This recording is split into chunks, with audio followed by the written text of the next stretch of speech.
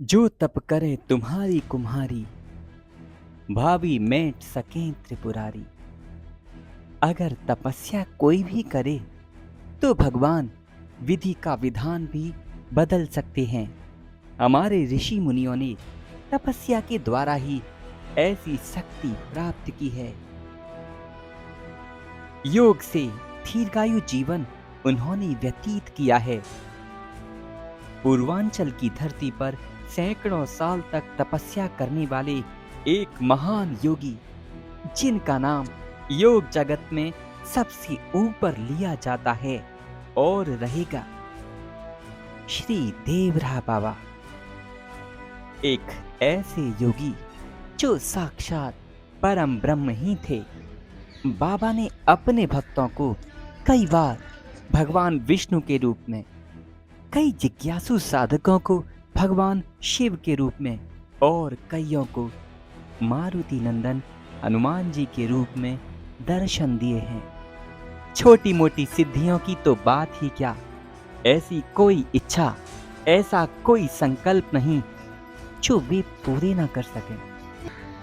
भारत के बड़े से बड़े नेता, वैज्ञानिक, दार्शनिक, छोटे से छोटा किसान और गरीबी का फांका मारने वाला एक बेरोजगार व्यक्ति भी बाबा की दया का पात्र है।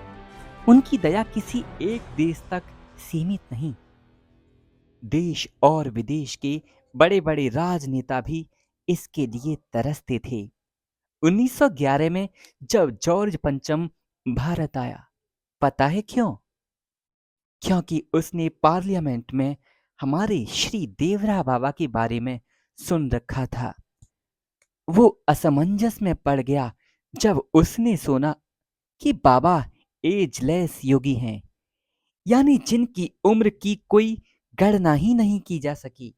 कोई 900 साल, कोई 400 साल और कई अखबार तो 2100 वर्ष होने का दावा करते थे।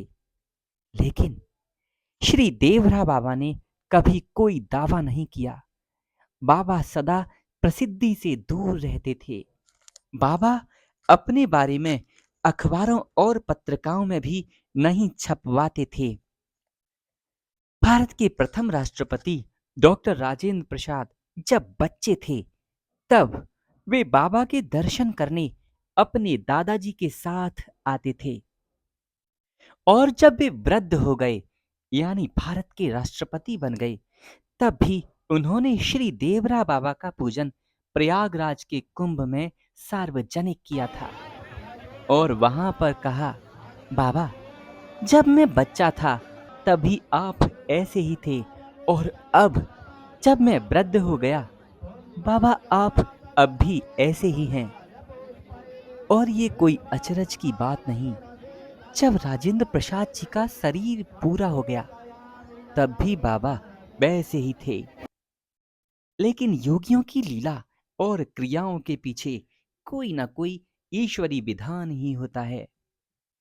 अमर महायोगी श्री देवरा बाबा ने 19 जून 1990 यानी योगिनी एकादशी की तिथि, जिस दिन भगवान श्री कृष्ण ने द्वापर युग में अपनी लीला का संवरण करके गोलोक गमन किया था, ठीक उसी दिन, उसी तिथि को श्री देवरा बाबा ने भी परम धाम गमन किया था।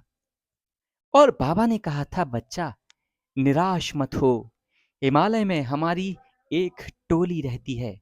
बच्चा, मैं योगियों की टोली का सरदार हूं, तुम डरो नहीं, मैं फिर प्रकट होऊंगा। लेकिन अब बात यह है कि वे प्रकट कब होंगे।